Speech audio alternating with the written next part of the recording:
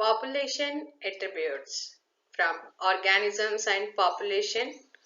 Welcome to our Cast Need Biology, and today let us discuss the concept of population attributes. Definition of population, that is the group of organisms who are living in a particular region in a particular time makes up a population. Population is nothing but the group of individual. And this population ecology helps us to study the population genetics and evolution. Okay, how we can study the population genetics means how the individuals are differing one from the other and what are the environmental conditions affecting the individuals. And evolution, what are the changes in the organism in the huge time scale can be clearly studied by using this population ecology.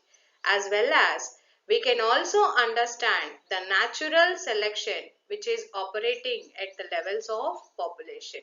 Natural selection means the adaptation of an organism with respect to the changes in environment. Population attributes are the factors where we can study a particular population. We can see a population has certain factors to study which the single organism do not have. Now what are the population attributes means? The first one is population size or density. Population size is the number of individuals of a species per unit area or volume is called as population size. And the next population attribute is birth rate or natality. It is the rate of production of new individuals. That means the new additions to the population by reproduction. Okay, that we can call as birth rate or natality.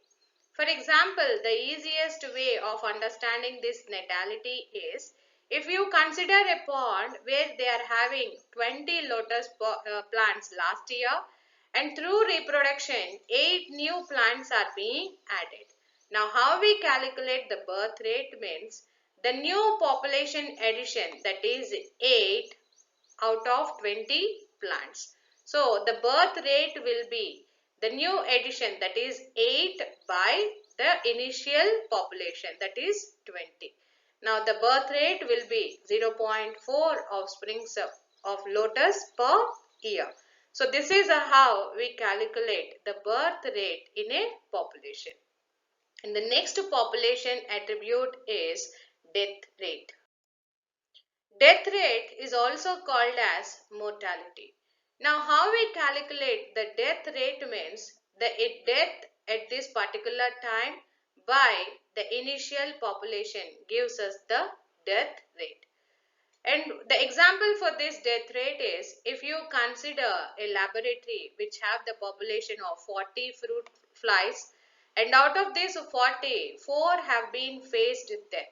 So the total population this year will be by this time or next week will be 36. So how we calculate the death rate means the death by the initial population. 4 deaths by the initial population. So the death rate will be 0.1 individuals per fruit fly per week.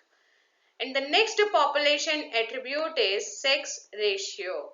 Sex ratio is the attribute which gives the distinction between the male population and female population.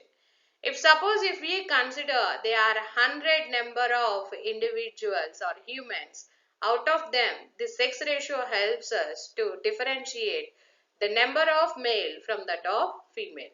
So we can say 60% of the population are females and rest 40% are the male. So this is the attribute which helps in differentiation of the sexes, that is male from that of female.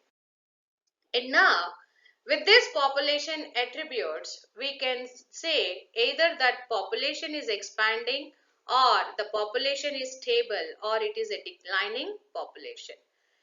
Now, the age pyramid can be constructed by calculating the age of the population. Depending upon the age, we can differentiate the organisms into three age groups, that is pre-reproductive age, and post-reproductive age.